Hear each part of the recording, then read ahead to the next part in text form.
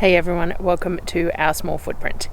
If you're new here, this is my monthly series that I do after I do my monthly grocery haul, where I share each day how I'm using the food that I bought for the 6 weeks and how I make it stretch, how I preserve it, how I get it on the shelves with limited fridge, freezer space, and things like that. So we're a family of 8 who live off-grid in Australia, and this is how we do it. I am really looking forward to spring and summer when I can come out into the garden to film these intros and there's like green behind me instead of just dirt and dead. But we will get there.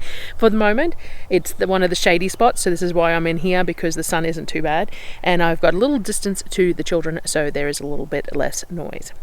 So today's video is the first day of food prep.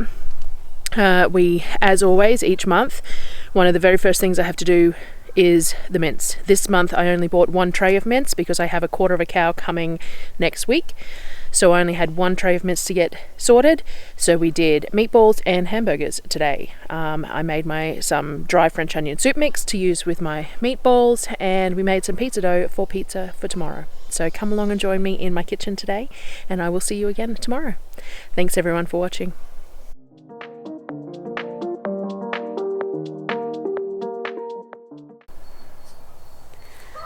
So we always enjoy starting off the new food period by having fresh veggies and marinated meat and done in like a sauteed fashion.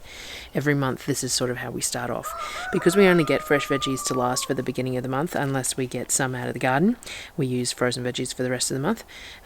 This is always a treat. So the first thing I did today was to marinate some chicken thighs. So I pull the chicken thighs apart, take the thicker thigh bits, split them apart and cut them into strips so that they cook more evenly and don't take too long when I put them in the pan, because I'm normally doing more than one thing at a time, so having those even sized pieces is definitely beneficial for that purpose. So I pulled them all apart, pulled one of the trays all apart, sliced them into pieces and put them all in a bowl so that I could marinate them. I marinated these ones with one of my standard sort of marinades. I sort of just wing it, to be honest. So this had some lemon juice, some cowboy candy brine, which I'm getting very low on and definitely need to replace. I use a bit of garlic powder, and again I just eyeball it. Some onion powder. I like to add smoked paprika to most of my marinades. I really enjoy the flavour. And then I had some salt, and I cracked some peppercorns to put in there as well. And then I mix it really well, massage it into the meat and put it aside. Now this can go back in the fridge if I'm going to cook it later, and sometimes I do, but this was going to be for breakfast and it's a chilly morning, so I've just put it aside to use for breakfast. We always start our vegetable saute with potatoes, so we had some of these small bags of potatoes from the hamper, so I thought I'd use them up first. And we just want to cut it into nice small even sized dices. Because I'm cooking it in the cast iron, it does take a while to cook, so I find it best to have fairly small pieces. So I just want evenly diced up the packet into small little squares so that I could put them into the cast iron pan and hopefully cook them fairly quickly. I heated up some lard in the pan first and got that melted so that it covers the bottom of the pan, so when I put the potatoes in they won't stick. And you want to put the potatoes in and let them create a skin before you rotate them again. If you put them in and mix them up too much straight away, you're just going to break the exterior parts of the potatoes off. So you want to put them into the fat and leave it. I put a lid on because then they're steaming as well as frying, which means that they will cook even longer. Cook even faster, and then let them go before I lift the lid in a few minutes and then stir. I started the chicken in the second pan so that I could have both things going at the same time, because I'm making a big batch of this for the kids and us for lunch. I added some carrots that I sliced up fairly fine, and some broccoli and some cauliflower that I had bought. Again, this is the only time of the month that we have all these nice fresh veggies, so I like to use them in a way that you make the most of them. Frozen veggies are fine, they have just as many nutrients in them, but they're just not as tasty, especially not in something like this. So I added carrots and broccoli and cauliflower, mixed them up and let it keep cooking.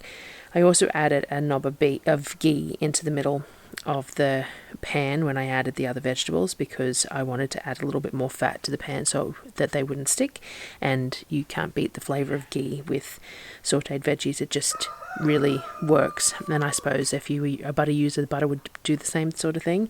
We like ghee because it has less dairy in it than butter, and everyone seems to tolerate it well. So mix that up and let that go. Once it was all sauteed and the chicken was cooked, we serve it up in these bowls, and we drizzle it with homemade duck egg mayo, which is one of my favourite things to serve over this kind of thing, and a bit of salt and pepper. And we had a second coffee for the day, so we use pour over coffee that Darryl is making here.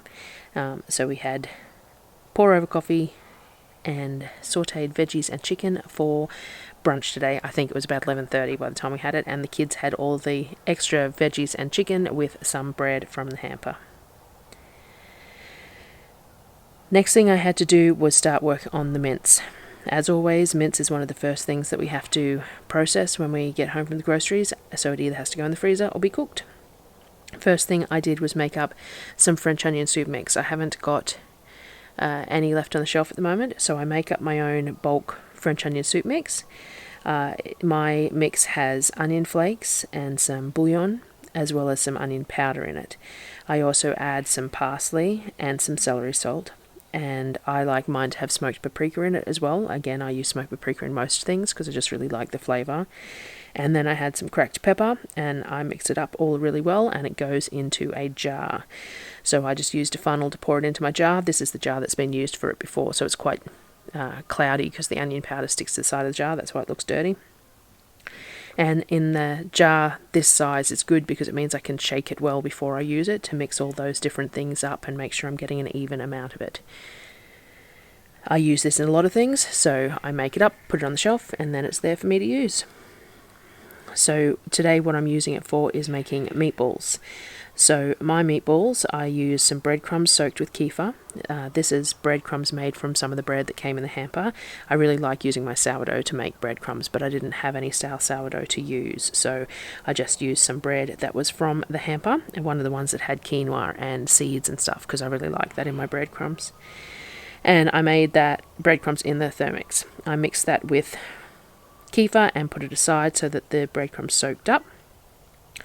I use onions in my meatballs, but the kids really don't like chunks of onion, so what I do is I mince it all up in the Thermix as well, make it sort of a minced fine onion. I want the moisture though, so I want fresh onion, not dried onion. So I just cut them into quarters, stick them in the Thermix, you run it for about 5 seconds, scrape it down, run it again until it's the consistency that you like. I do my meatballs in 2 kilo lots. So I put 2 kilos of mince into my bowl. I add all the minced onions from the Thermix into the mince, and I also add my soaked breadcrumbs. I add 1 egg per kilo of mince, and I add garlic. I just eyeball my garlic, and I'm using minced garlic from the fridge here. I add mustard, and Dijon mustard is really nice, but I'm just using the homemade whole grain mustard here, and then mix it really well. Now I realized that I forgot to add that French onion soup mix that I went to all that effort to make. So I've mixed it up, and you don't want to over mix meatballs because they will end up tough, so you don't want to emulsify the meat too much. You just want to blend the ingredients through, which is why I do it with my hands, and I do it in sort of a squeezing motion just to get the spices and stuff all the way through the meat. So I added the French onion soup mix then after I had forgotten to do it, and gave it another brief mix up to make sure that that was mixed through the mince mix as well. If you've been here before, you know that I like to weigh things because I find that that means that I consistently get the same amount of product from what I'm making, but it also means it cooks evenly and I know how much I'm getting. So with my meatballs, I weigh them out to approximately 30 grams. So I use my scales and I put my 30 gram lots on the scales, so I fill the scales up with the 30 gram lots, and then I roll them and place them on the tray. So I did that. Now we ended up with 2 of the large trays and 2 of the smaller trays full of meatballs. I didn't count them, but quite a few meals out of it, because we eat them in a variety of ways. Sometimes we'll crumble them over pizzas, sometimes we'll have them with gravy and mash and veg, sometimes the kids have it with pasta sauce that I've canned on the shelves over pasta. It's a really versatile way for us to have mince, and mince is a cheap meal to eat as well. And then when it's in meatballs, I find that we use even less than if we were using it another way, because you don't need too many meatballs with what you're eating, and just load it up with veggies or whatever else. The other half of the tray of mince, so I only bought one tray of mince this month because I'm getting a quarter of a cow next week, so I only bought one tray just to do a few things early in the month with the mince. The other half of the mince, we had hamburgers for dinner. So I bought one lot of buns from Aldi for one serve of hamburgers. Later on in the month, I'll use the mince that we get from the cow, and I'll make some hamburger buns and do hamburgers. But I wanted just one easy meal of hamburgers to use this mince up, so we used the brioche rolls from Aldi. So my hamburger patties, all I do is I use onion powder and salt. That's it. So I poured that into my mince, and then I mix up the mince to spread that through. Again, trying not to over mix it. The texture is better if it's still sort of mincy rather than emulsified. Again, I weigh my hamburger patties. It's all about trying to make sure that we have enough for everyone and things like that. I use about a 90 gram weight for my meat patties, and everyone's allowed to have 2 if they want them. If not, they go in the fridge and we use them the next day with breakfast or whatever else needs to be used. I just flatten them by hand, and I make sure to put an indent in the middle. I've had a few people comment recently on one of my previous hamburger cooking videos that if you put an indent in the middle, then they don't bubble up as much. I have always put the indent in the middle. I don't know whether I'm underdoing the indent or whether my pan's too hot or what, but they still bubble up a little bit. But I'm really lucky that no one's particularly fussy, so it doesn't really matter. Everyone deals with whatever comes out fine, and they taste good. So, but I did try putting a little bit more of a significant indent in these ones, and I think that some of them ended up a little bit flatter, some of them still didn't. So whether it's the temperature that I'm using as well, I'm not sure. The first lot of meatballs was cooked, so we're cooking in the barbecue at the moment because the oven isn't working, which is working fine. It's just that there's not a whole lot of space in it, and it really needs a good clean, but I've been using it so much that I haven't had time to clean it. I use upside down colanders. I get asked this a bit, why I've got the upside down colanders for the trays to go on, and this is because I don't want that direct heat coming from the bottom, especially on the tray that only has a grill, not an actual flat plate. If I put anything directly on that, everything burns on the bottom before it cooks through in the middle. So I use these colanders to lift everything up, and that allows the heat to move around the product a little bit better. I bought a new pizza plate thing. It goes on the top of my Camp Chef burner, and you cook the pizza in it. It was only $80 at Bunnings, and decided to give it a go as an interim measure until we decide what we're doing with ovens and things. So I decided to make some pizza dough. Now, my pizza dough makes 8 bases of about 250 to 300 gram amounts, and I use 775 grams of water, 1.3 kilos of flour, 250 grams of starter, a good sprinkle of sugar, about 25 grams of salt, and 100 grams of olive oil to make those 8 bases. So I put that all in the bowl and stuck it on the KitchenAid to mix.